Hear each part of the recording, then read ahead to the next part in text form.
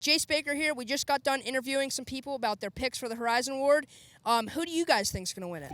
Come on, don't put us on the spot. Come on, Jace Baker. At least we know what it is. I mean, those guys clearly don't. I mean, I just got educated, but... So the only way we can teach everybody the prestige of the Horizon Award is to bring in an actual, real Horizon Award winner. We introduced Levi Kitchen to the show here on Radio Fox. You did win the Horizon Award. Yep. And did you know of the Horizon Award before you won the Horizon Award? Oh, yeah, of course. prestige. Was that a goal? Thank you. Was that a goal when you rolled in that year? Oh, yeah, totally. That was my goal. I mean, that's like, I don't know, it's a good way to cap off your amateur career. And I think if you get the Horizon Award, like most of the guys who have gotten it, it sets you up pretty well to go on your way and do pretty well. It's a pretty solid list. Yeah. Do you ever glance at it? Like we put it up on Racer X last week. Have you looked at it and be like, oh, that's pretty cool. My name's in there with this guy and that guy? Oh, yeah, totally. It's pretty sick, like all the different names. And it's also weird because obviously you see a few names that you're like, like where did, I mean, it's not promised, you know what I mean? No. It just happens. And but it's also pretty cool even for anybody who has even accomplished that, whether that was the last thing that they got. I mean, that's a huge award. So. So you could just slack off now and be like, hey, at least I mean, it's pretty gnarly to win the Horizon Award, I feel like. No doubt about it. They asked us our picks. Are you going to pick Jimmy Hill? I wanted to pick Tanner Dorman, but come to find out he's not eligible. Yeah, that is so. The kids know so little about the Horizon Award. Yeah. It is only for pro sport riders. Okay. There is a award beneath that, Amateur Rider of the Year, that is for B and schoolboy riders. And then there's Youth Rider, which is for mini cycle racers. So, yeah, not everybody's eligible. And Andrew Short's not eligible either, unless he's planning on returning pro, which I don't think he... Hey. Maybe. Fake news. Maybe. If Temmerman or Gordon, if they're in that category for Horizon Award, one of those guys. I can't pick which. I'm like those other indecisive. Okay, I'm going to say Temmerman. Never mind. Temmerman. Okay, you're going Temmerman. Going Temmerman, 100%. Landon Gibson had that Redbud SMX next race once, so I'll just throw that one out there. Are you gonna pick, or are you gonna try to be cool and not have anyone hating on you? I mean, I don't know. I like the chances for Timmerman. He's on a 450 in the Open Pro, class. So that first start's important with the pulling chips and everything. Yeah. Interesting. It's all about consistency. I mean, I'm gonna go Timmerman. I mean, there's so many guys. It just really depends. But I don't know. Either way, it's going to be some good racing. I'm looking forward to it. Now, what's interesting about the Horizon Award now is it was easy when everyone did the same thing. They just raced until August, and then they turned pro after that. Now we know that some guys start like round one of pro motocross, and then they never even race here as a pro sport rider.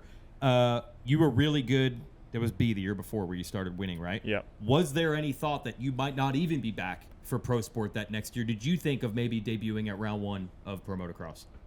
No, not for me, just because I had just gotten on the team, Yeah. I mean, the year before when I won in B, I was on an amateur level team, and then Star signed me. So, no, I knew, like, the focus was still Loretta's, but I can't even remember, man. I think I raced a couple outdoors before Loretta. No, you couldn't do that then. You did. I did it after. Did you do Redbud? No, you only did after? Yeah, I did the last 6, I think. Or there was still, like, a lot after that year. Well, what year? Wait, or 4, maybe? What year did you win? What? What year did you win the Horizon Award?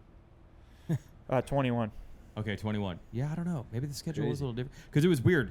2020 is the weirdest thing ever. Because the series had not started yet. It started here the week after. So you could race every race after that. So for you needed time to adjust to the team and all that.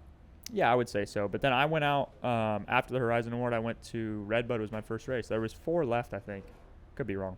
Yeah. And no, it's pretty sweet. I think I got like 8th the first motor or something. And I was like, that's pretty good. That probably At that point, that probably feels amazing. It was. Get it out was there. You're with all these the fastest guys basically on the planet. Yeah. You feel at home. Yeah, it was crazy. And what's funny now too is like one of my main competitors, especially outdoors, is Chance. Unfortunately, he's hurt, but that like we were rivals that year in 21 for the Horizon. You guys Award. battle. Oh, funny. That's right. And it's funny how it comes full circle. Now we're just. I mean, he was a little behind me, and look at him now. I mean, he's ripping, and it kind of everybody has different times. That's what I try to tell people that are here at the ranch. It's like you can't rush it because I don't know. One year could just be your year. Like you could just have a breakout year here, and all of a sudden get ready, you're going to be buying your own house and moving away and all this kind of stuff. Like, that's all good stuff, though. It is, yeah, but it's just yeah. crazy. Like, that can happen just after 1 year. So I love your story, dude. We knew that you went from like a top 5-ish guy to all of a sudden winning, but I didn't realize how not seriously you were really taking it when you were a young guy. Did I hear you say like you would just ride like a dual sport down to the lake and go fishing? Like that was your riding at times? I mean, I would ride. Like I try not to downplay it too much, but I definitely didn't ride. I would race Thursday nights at a local track, well, Thursday night motocross in Portland. Yep. And then on the weekends I would go to, Washougal maybe, race just a normal summer race. But yeah, I would only ride maybe 5-6 times a month. And then, when I was 18, my dad was like, dude, what are we going to do here? So he sent me to Louisiana. I started training and then just took off from there. 5 times a month when you were, say, 16? Yeah, I mean, 5, 6. Like, it just depended. I would go through spurts. Like, I would like fishing more than riding, and then I would like going to the skate park more, so I would do that a bunch. So you're a real person. Yeah, sort of. Yeah. I love it, man. It's really cool to see someone like you. You're super humble. And just to be – some of these rides you've had even this year are pretty insane. Like, when you turn it on – pretty impressive to see. Love the style. Thank you. Yeah, it's been a little bit tough this year for sure for me. Since Supercross, like the Daytona thing was bad, and then just been trying to get better and better, and like we've been working really hard. Was in California last week and did some good testing. So yeah, I'm still in there. Like Red Bud, I felt pretty good, and I don't know. It's been kind of up and down, but I'm gonna keep rolling and keep it rolling. Yeah, I'll be all right. That's right. Yeah, that Daytona injury was bad, and then you're back at round 1. You appear to be 100%. Do you even know like nah, or do you even need to race yourself to be like it's not quite where it was? Yeah, I think honestly it was just I wasn't mentally 100%. Okay. Like it, that one was I don't know. It just sucked. Like the whole thing and like. It was one of those ones where it takes a little bit to come back to, to go into that speed that I have is like, it's not easy. You know what I mean? And the more times I do it, like I'm starting to feel way better now and I can click into that speed, and that's what I got to keep doing. So that's what I'm working on. Yeah. What really sucked about it is you said at Daytona, you felt like you were going to another level, like right then and there. Yeah. Yeah. No, I felt really good. And I felt like that, I don't know. It was just one of those things that happens, but I'll get back there for sure. Yeah, it's cool. It's interesting how I think before there wasn't much of like a ramp. It was like if you start struggling at all, it all falls apart. I feel like maybe people around you are putting some pressure on, but I think they also understand like this is not the end.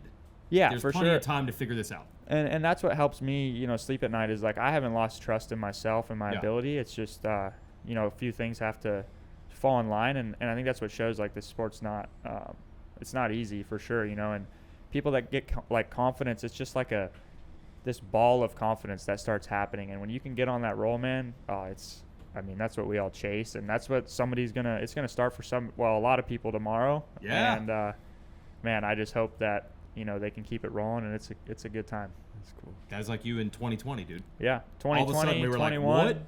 Where does that come from? Yeah, after you win, like in 2020 at Loretta's, every race after that, I wasn't going to get beat.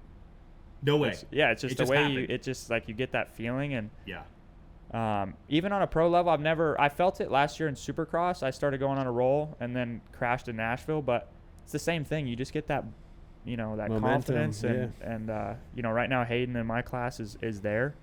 But now you see like Joe's been getting good starts, and you can see a little bit of confidence from him. So and there's a handful of you guys, that all show that extreme speed, and it's sometimes it feels like if it's your day, it's your day, and you can count somebody out, but I wouldn't count them out too long because they'll just it's just how it goes. Once somebody's won, they know how to win. They don't forget. Especially in that class. Yeah. The 450, it's like it ends up being pretty similar at the end of the day. Yeah. 250s. Like at Red Bud, I thought you were going to win. I thought I was too until I crashed. But Yes. Yeah. And it was like, okay, Southwick was good. I don't even remember. Before that, what was High Point? It was just a string of thirds, 4 thirds in a row. Yeah. And then all of a sudden it was like, oh, now he's ready to win. Yeah. It happens. So for your schedule, first of all, are you here because you want to be or you have to be? What brings you back to Loretta's all the time?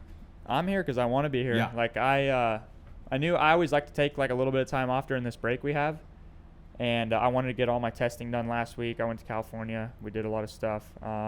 So then, yeah, flew out here for a few days, hang out with Fox and the crew, and I just like coming here, man. It's like I like watching all the kids and seeing who's crushing. I still have some people around here I know, you know, Kevin and just some old friends. So it's a fun time. Yeah. Is it Wyndham you're talking about? Yeah. Old Kevin Wyndham. Who is that? No, I'm just kidding. Yeah. I'm just kidding. Yeah, who's that guy? Yeah. You know what's weird? Yeah, you went down to Louisiana, you said. That's what really took you to the next level. Mm-hmm. He was there, right? Like, I don't think we've explored much of the Kevin Wyndham, Levi Kitchen story. Well, the thing about me and Kevin was it was never – first it was Rob, who's still with me at the races now. Yeah. And then right at the end when Star signed me, Rob went to Kevin's facility and it started. So they started together and then basically, I mean, I was only there for a very short amount of time, and then I had to move to California. But in that time, I remember in 2020, I met Kevin because he was setting me up with a GEICO deal.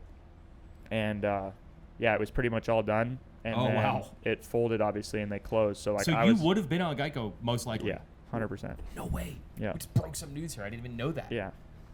So you got a phone call that said it's not going to happen? Pretty much, yeah. They were going to have a bike for me at Washougal because Washougal was after. And, they're like, hey, we're done. So then I was like, all right, I got to find something. And then I went to Mini O's and won, and then Star signed me. That is wild. Just learned something here. Crazy. What could have been? Who knows? I think you've ended up in some good spots. Oh yeah, totally. You're doing all right. I'm stoked. Anyway, thanks Levi Kitchen for coming by. That's cool that he wants to be here. Last thing, will you do any fishing while you're here? Yeah, I got to borrow some poles. So if anybody's listening, come find me. I need something. But that's right. That won't be hard. People watching the big screen, hook this guy up. Yeah, somebody get this guy a pole. Hey, you're a legend. Love hanging out with you and talking to you and everything. And last year was fun. We got to hang out with this guy, and Joe was here, Joe Shimoda, and it was hilarious to be a fly on the wall and see these two young pro motocross guys hanging out. And Joe is such an awesome person. So he is. Yeah, Joe's a good dude. It's one thing to, like, I'm a fan of the racing, but also the personalities that the sport has. And you and Joe together, I mean, you guys could have your own TV show. It was really funny last year. Yeah, I'm stoked that, and Joe trains at Sandbox now, so he's funny, man. He's something else. Yeah. Oh man, he taught me all the dirty words in Japanese last year. Oh really? Yeah. Oh okay. And I said one. I saw him at Hangtown. I said one to him, like walking in the pits. And he like said hi, and I say it to him, and next to me was some of the Japanese, some of the people that knew. Yeah, some of the suspension guys, and I just felt like such an idiot, you know. But hey, you know, that's dirty words. There were 5 people there that knew those words. Yeah, and they found all. They were right behind me when I said them. Yeah, exactly. Yeah. All right. Well, we now know the story of Levi Kitchen almost being on GEICO Honda. Going to Yamaha, now on Kawasaki. There are other agents that are here. I don't know if you know about this, that are looking to sign athletes. Do you know about this? Yeah, because it's my agent. And okay. We've been on and off. Like, anyways, I'm still with him, and he's here at Loretta's looking for talent. So okay, let's see what he found today.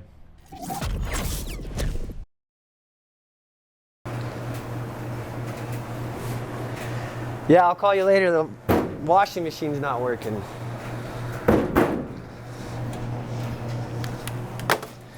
Damn it.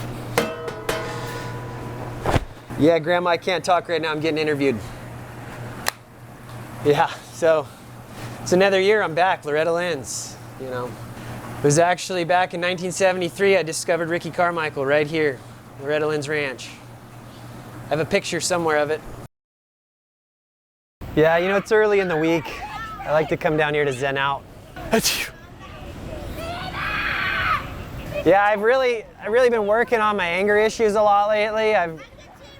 I got a hold of them. This damn thing ate all my quarters. So I've been developing a new training technique actually for a lot of the up-and-coming racers and pro athletes, where it's where you balance on one foot and you throw the rock in the air. Really, if you don't have red hair or bleached hair or a bowl cut, I don't want anything to do with you. Yeah. Yeah, I tell Walmart, no deal. No deal. Who's got the biggest aura? Motorcycles, motocross. amateurs, nationals, Loretta Lynn's, 2025.